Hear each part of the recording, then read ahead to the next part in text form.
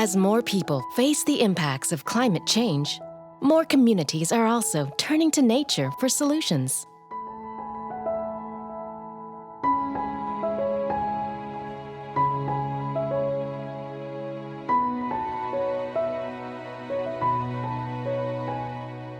Why do we need to establish mangrove nurseries? Mangroves play a critical role in our coastal ecosystems. They represent the transition between land and sea and provide various ecosystem services and benefits such as erosion control, coastal protection, carbon sequestration, maintenance of fisheries, and source of raw materials and food to the surrounding communities. Mangrove survival and growth are threatened by human activities, like its conversion into aquaculture fish ponds or salt beds, reclamation projects, pollution, and harvest for timber or fuel.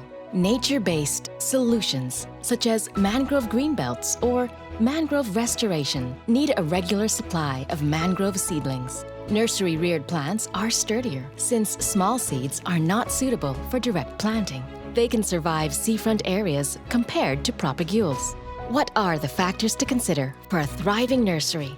Criteria for establishing a mangrove nursery: natural tide flow, flat, firm, and well-drained substrate, and protected from waves and inundation occurring during spring tide, proximity and accessibility to the planting site, and the seed or propagule source, good exposure to sufficient light and shade of trees, good security from animals and pests.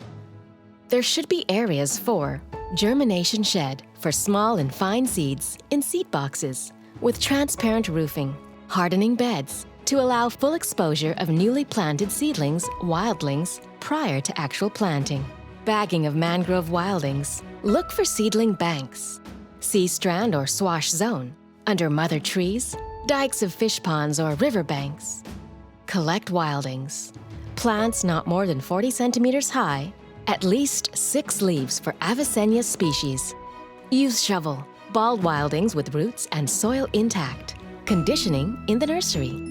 Collection during the peak of fruiting season. Check the color and texture for maturity. Store in a shady, cool, and dry place and plant within 1 week for Avicennia and Soneratia fruits. Sow and germinate seeds. Water and protect from pests, to avoid possible transfer of disease and negative impacts on the local gene pool. Nursery maintenance. Water seedlings or wildings regularly in the morning. Remove diseased plants and pests.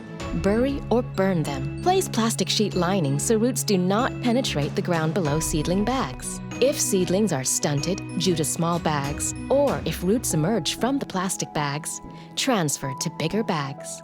Grade and sort seedlings prior to hardening, at least 1 month.